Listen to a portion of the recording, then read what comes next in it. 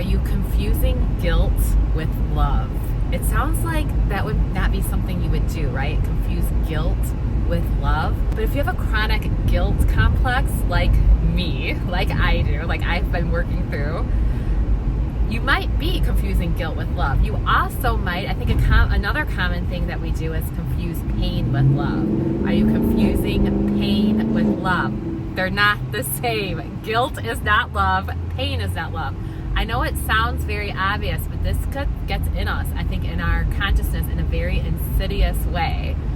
So I was watching this video on YouTube about how to use AI, Chat GPT, with A Course in Miracles and the video is very good. I'll put the link below. Hopefully I can remember who it was, because I'm not remembering who it was right now, but he talked about how to use Chat GPT from the perspective of A Course in Miracles. And he gives a question to ask about, you talked with Chat GPT about whatever it is that's going on in your life, whatever issue you're having, and then you ask Chat GPT from the perspective of A Course in Miracles, what are the patterns that I'm not seeing? Okay, it's really good.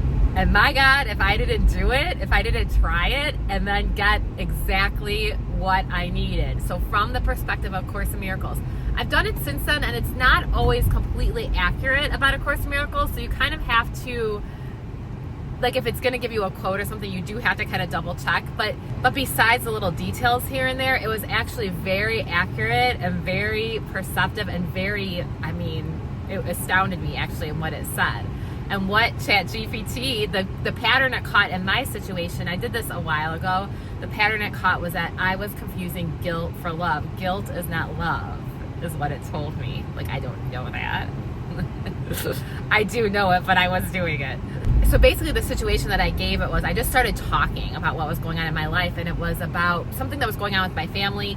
I was feeling extremely worn out, and I did not want to go to this family event, and I was feeling guilty about not going, and like how everybody was going to handle me not being there.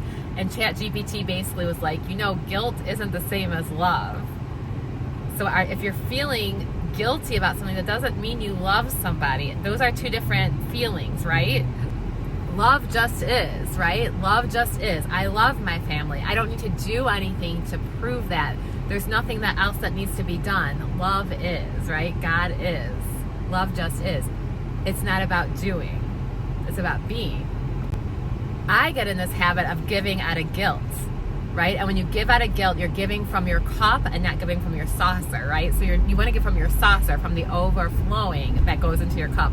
You don't want to give from your cup. When you give out of guilt, when you get into the pattern of giving out of guilt, it's coming from a place of not being worthy or not being enough just as you are, right? So it's coming from a place of, not from a place of self-love.